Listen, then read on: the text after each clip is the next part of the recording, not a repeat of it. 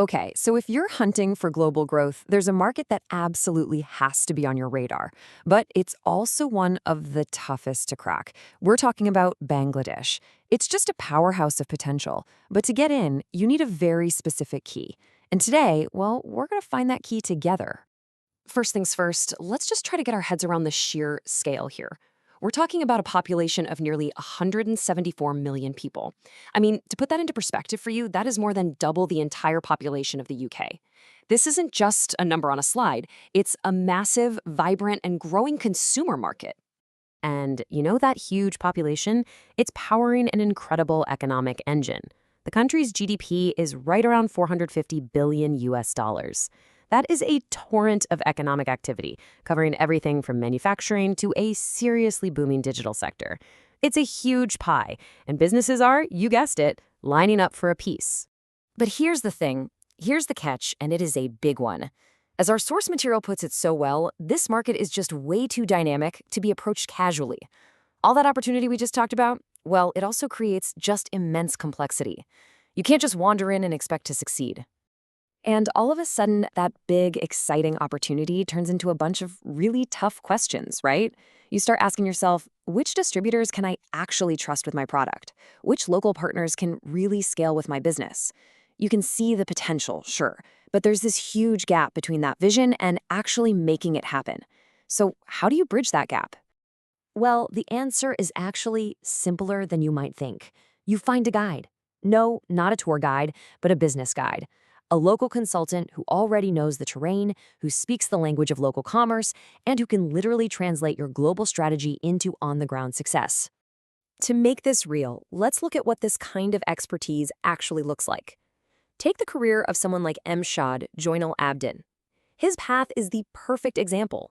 He starts out nurturing small businesses from the ground up. Then he moves to shaping high-level policy at the Dhaka Chamber of Commerce. And now, he's on the front lines, directly guiding companies. This isn't just a resume, you see.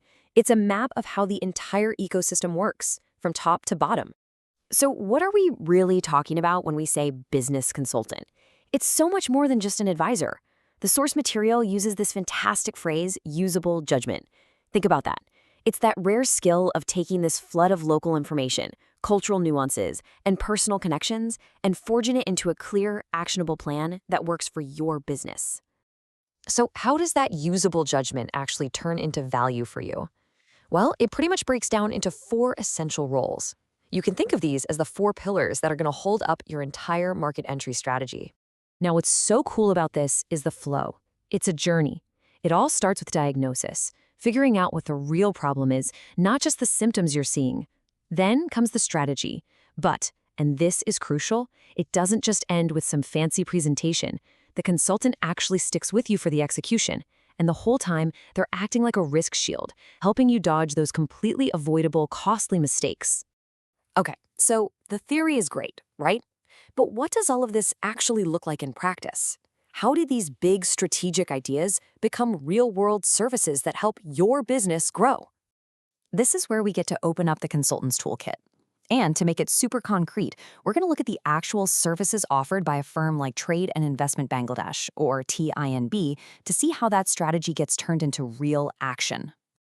At its heart, this is all about them rolling up their sleeves and actually building your business with you. This means everything from high-level mentorship all the way down to the critical groundwork of finding trustworthy distributors and literally connecting you with the right buyers. See, they're not just advising you from a distance, they are actively in the trenches, building your foundation in that market. And this part is just brilliant because it really shows how modern consulting has changed. It's not just about handshakes and meetings anymore. It's about clicks and engagement. In a country with over 60 million social media users, a top consultant knows you need a professional website, you need to be found on Google, and you need your message blasted out to millions through targeted digital campaigns. They bridge that gap. Okay, all of this sounds fantastic, I know.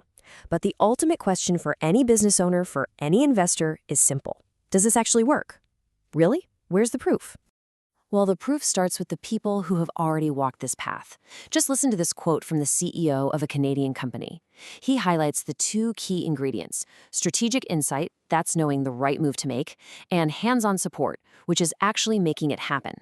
This shows it's not just talk, it's about delivering real, tangible value for international partners. But listen, it's not just about nice testimonials. We've got objective data too. Independent analysis of the country's top consultants ranks MD Joynal Abidin at number 2 overall. And look at his specialization: trade, small business development, and, this is the most important word, execution. That is the kind of credibility you can build a business on. And that brings us to the single most important takeaway from all of this. Hiring a local consultant in Bangladesh is not an optional expense you put on a spreadsheet. It is a strategic investment. You're buying 3 things that are almost impossible to get any other way: clarity on the right path forward, speed to get to market before your competitors, and control over your risk. So, the final question isn't really whether you can afford a guide. It's whether you can afford to enter a market this promising without one.